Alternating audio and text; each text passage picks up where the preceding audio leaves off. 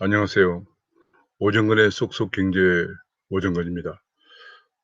오늘 처음으로 인제 두 번째 제가 하려고 했던 그 경제 시평에 관해서 오늘 처음으로 시작을 해 보고자 합니다.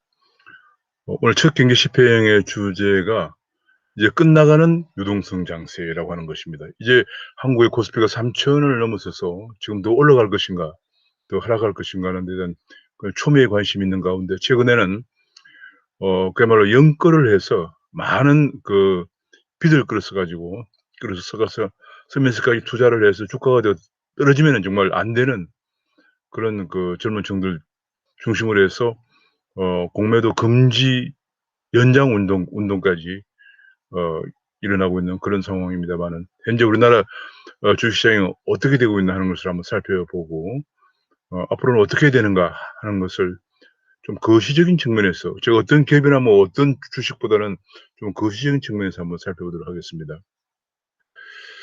지금 현재 우리나라 주식을 보면은 주가가 대체로 한 이렇게 3,000 까지 올라왔습니다마는 우리나라 코스피는 1980 년을 배경으로 해서 출발이 되었습니다. 그것이 인제 거의 한 200-300을 유지해 오다가 1986 년에 경상수지 흑자가 처음으로 발생하면서 이것이 1,000 까지 올라갔습니다. 그래서 한 400 에서 1,000 사이를 근 25 년간 계속이 되어 왔습니다. 계속이 되어 오다가 2009 년도에 미국의 양적 완화, 그다음에 글로벌 금융 위기를 극복하기 위한 MB 정부의 경기 진작 정책, 그다음에 인제 간접 투자금, 그전에는 이제 개인들이 다 직접 투자했지만은 그야말로 인제 주식시장이 커지면서 너무나 많은 기업 분석 같은 것을 하기가 쉽지 않기 때문에 전문가에게 맡기는 간접 투자 붐이 일면서 많은 분들이 인제 주식에 투자에 나서면 주가가 드디어 2,000 선까지 올라갔습니다. 그러니까 그전에 1,000 에서 2,000 까지 올라간 건 T급된 거죠. 그래서 한 1,500 에서 2,000 사이를 오르내리는 그런 모습을 보였습니다. 한 단계 T급 됐습니다. 그러다가 근래에 와서 다시 인제 코로나 위기로 인해서 미국의 양적 완화가 재개되고 또 우리나라의 동학개미라고 그래서 사실은 이게 특이합니다마는 그전에는 인제 직접 투자를 하다가 개인들이 간접 투자로 이제 돌아섰는데 다시 개인들이 엄청나게 많은 개인 투자로 돌아서는 뭐 최근에는 뭐 SNS나 뭐 여러 가지 정보들이 많이 인제 다양해지면서 이런 동학개미 투자 붐이 흔히들 동학개미라고 하는 개인 투자 붐이 불면서 주가가 3,000을 올라서게 되었습니다. 우리의 그 양적 완화를 보면은 한국은 계속 이렇게 인제 금리를 글로벌 금융위기 이후에 낮춰 오다가 지난번에 코로나가 발 연 작년 초에 코로나가 발병을 하면서 우리도 한국형 양적 완화라는 것을 시행을 했습니다. 한국형 양적 완화라고 인제 하는 것이 그야말로 인제 금리를 0.75 수준, 최근에는 0.25 한국은행 기준금리로 낮췄습니다. 0.75 수준에서 매주 한 번씩 정례 RP 매입을 통해서 시장에 유동성을 제한 없이 공급하는 그런 것을 인제 4 월부터 처 사 4 월부터 인제 시작이 된 이걸 우리가 한국형 양적 완화라고 합니다. 미국형 양적 완화는 뭐 돈을 무한정 푸는 거죠. 미국형 양적 완화는. 그야말로 제로 금리 상태에서 미국의 양적 완화는 보면 이렇게 제로 금리 상태에서 돈을 무한정 푸는 것을 우리가 양적 완화로 합니다만 제로 금리까지는 아니고 0.5에서 0.75% 정도에서 RP 매입을 통해서 돈을 공급하는 그런 좀 약간 미국과는 좀 덜 돈을 푸는 그런 양적 완화를 했습니다. 그 양적 완화를 함으로써 인제 우리 그 주식시장이 이렇게 많이 올라가서 인제 앞에서 본 것처럼 많이 올라가서 버핏 지수를 본다면 버핏 지수는 인제 명목 GDP 대비 시총의 비율인데 대체로 100 정도가 안정적인 선이다 이렇게 봅니다마는 좀 과열되는 그런 123 까지 올라가서 과열되는 그런 모습을 보이고 있습니다. 미국의 양적 완화는 이렇게 글로벌 금융위기 이후에 양적 완화 제로 금리를 9월 15일 날 파산하자마자 10 월부터 제로 금리를 금리를 대폭 낮추고 주택저당 채권이나 국채를 무한정 매입하면서 보통 위기 전에 한 9천억 달러 수준이던 미국의 본원 통화 수준이 거의 양적 완화를 종료할 때까지는 한 4 조까지 올라가는 그런 엄청난 돈을 풀었습니다. 그리고 인제 이 4조 달러 까지 푸는데 너무 이제 경기가 상당히 회복이 되었습니다. 미국 경제가 버냉키 연준 의장의 그 양적 완화 정책에 힘입어서 경기가 많이 회복돼서 미국 경기는 그동안에 트럼프 행정부 동안에 코로나 위기 때문에 경기가 많이 붕괴됐습니다마는 코로나 위기 이전까지는 123개월이라는 최장의 호황을 기록했습니다. 최장의 호황을 기록하면서 됐습니다. 그래서 이제 그러다 2014년에 양적 완화를 종료했습니다. 종료하고 금리도 올리기 시작했습니다. 그러나 이걸 정상화시키려고 이제 했습니다마는 다시 코로나 위기가 오면 연초 오면서 경기가 추락하면서 다시 작년 3월부터 양적 완화를 재개했습니다. 금리를 다시 제로 수준으로 낮추고 다시 돈을 풀어서 이제 보는 통화 5조 원을 넘어서는 그런 상황까지 됐습니다. 그렇게 되면서 이제 주가도 이렇게 금융위기 전에 한 다우존스 지수가 한 9,000 정도 좀 넘던 것이 거의 30,000까지 올라갔습니다. 글로벌 코로나 위기 때 폭락했다가 다시 인제 그 양적 완화를 재개하면서 이것이 다시 올라가고 있는 그런 상황입니다. 미국의 버핏 지수는 GDP는 지금 이제 코로나 때문에 마이너스 성장을 했기 때문에 반면 주가는 인제 유동성 장세에 힘입어서 급등을 했기 때문에 270까지 올라가는 과열 양상을 보이고 있는 상황입니다. 한국의 주식시장은 그동안에 인제 그 주가 상승도 있고 테이크오프 하는 데 힘입어서 한 단계 레벨업 되었습니다. 인제 그 포어라고 그래서 포어가 인제 주가 순익 비율이죠. 주당 순이익에 대한 주가의 비율이 한국에 대한 10 정도를 유지해서 한국이 다른 나라에 비해서 상당히 저평가되고 있다 그런 얘기가 나왔습니다. 이제 상당히 좀 주의 궤도를 찾아가고 있고요. 그다음에 PBR이라고 해서 주가 순자산 비율, 프라이스 북 레이쇼가 주당 순자산에 대한 주가의 비율도 보통 1 정도 선을 유지하다가 이제 좀 더 올라가는 그런 모습을 보이고 있어요. 한 영국 정도 수준까지는 중국이나 영국 정도 대만 정도 수준까지 회복이 된 것 같습니다. 미국과 너무 현재 미국과 일본은 지금 과열 양상을 보이고 있는 그런 상황입니다. 그래서 우리나라 주식시장도 한 단계 레벨업이 되었고요. 또 우리가 인제 주목되는 게 하나가 우리나라 그동안의 주가의 구조적인 변화를 기록하고 있습니다. 그전에 우리 주가는 대체로 은행이라든지 국유은행들이죠.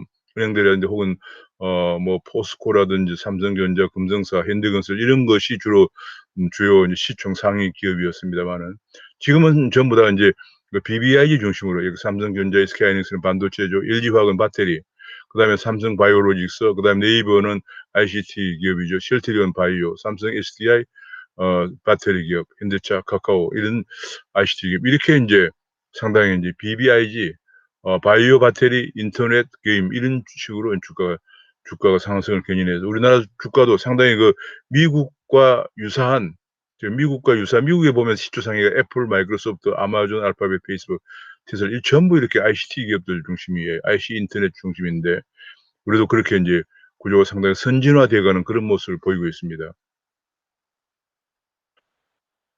그런데 한 가지 문제는 주가가 이렇게 급락하는데 실물 경제가 안 따라가고 있다는 겁니다. 요게 빨간 선이 인제 그 경기 동향지수 순환 변동치라고 그래서 경기를 볼 수 있는 건데 공교롭게도 문재인 정부가 출범한 2017년 5 월을 정점으로 해서 계속 하락을 하고 있습니다. 하락을 하다가 인제 뭐 우리가 잘 알지만 소지성 같은 반기업 정책을 계속 써왔기 때문에 기업들이 투자가 위축되면서 이런 일이 생긴 거죠. 설비 투자가 지금 뭐 3년 연속 마이너스를 기록하고 있는 상황이니까요.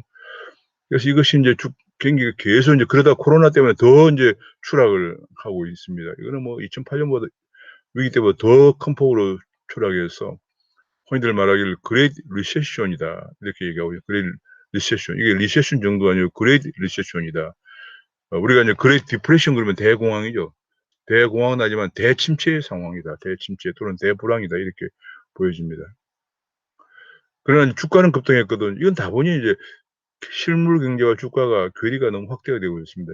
이건 앞에서 본 것처럼 인제 한국형 유동성 장세 혹은 미국의 한국형 양적 완화, 미국의 양적 완화에 따른 유동성 장세 양상이죠.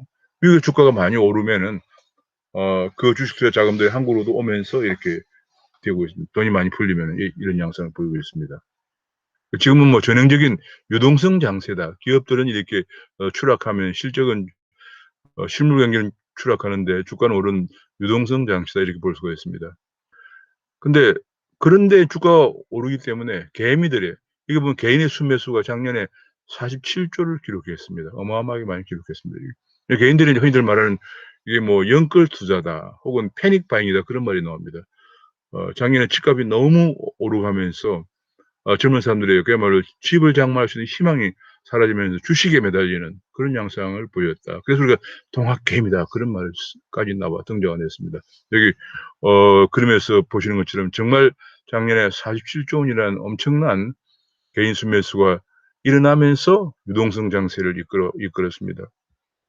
뭐 신용거래 잔액, 돈을 빌려서 투자하는 게 돈이 없기 때문에 그것이 19조 원을 돌파했습니다. 보통 9조 원 정도였다가 19조 원을 돌파하는 기염을 두하고요. 투자 예탁금도 29조에서 65조로 증가해서 또 종합자산관리계좌 또 66조 원에서 총 증시 주변 자금 150조에 달하는 그런 상황까지 가고 있습니다. 자, 그래서 이것이 이제 보면은 그야말로 빚을 내서 투자하는 것이 너무 위험하다 하는 정도로 많은 분들이 경고를 보내고 있습니다. 하는 총재라든지 부총리도 경고를 보내고 있는 그런 상황입니다. 특히 가계부채가 1,000조 원을 육박하고 있기 때문에 한은의 보고서는 성장률 1%를 밑돌면은 주가가 반토막이 나고 그렇게 67조 원의 상환 불능 상태가 올 거다 그런 얘기입니다. 근데 1,000조 원의 가계부채 67조 원의 상환 불능이면 이것만 하더라도 부실 여신이 7% 가까이 발생한다는 얘기거든요. 어마어마한 숫자죠. 이렇게 되면 결과적으로 이것이 금융 부실로 금융 위기도 가능한 그런 상황입니다. 그래서 지금 굉장히 염려가 되고 있고 하는 총재나 기업은 부총리도 경제부총리도 경고를 보내고 있는 그런 상황이에요. 여기 보면 이제 20, 30대의 신용대출 증가율이 크게 증가하고 있습니다. 20, 30대 이것이 좀 큰 문제입니다. 그야말로 주식집을 장만하기 힘든 주택 마련 사다리가 붕괴된 데 절망한 청년들이 주식에 연끌 투자를 하고 있다. 이렇게 지금 분석들이 나오고 있습니다. 또 한 가지는 외국인들이 지금 돈이 들어오고 있습니다. 그건 뭐냐면 외국인들 돈이 들어온 것은 우리 원화 가치가 이게 환율이 떨어지면 절상이라고 그러죠. 빨간 게 환율인데요. 절상이라고 그러죠. 절상이 되면 이제 이 환율은 그렇습니다. 우리나라 지금 외환 시장이 완전 개방돼 있고 또 시장의 환율의 움직임에 대해서 환율 당국이라면 한국은행과 교육재정문데 크게 개입을 하지 않기 때문에 자유 변동 환율제이기 때문에 외국인들 돈이 얼마나 들어오고 나가느냐가 환율에 큰 영향을 미치는데 외국인들의 우리나라 주식 투자 수익률은 주가 상승률 플러스 환차이익입니다.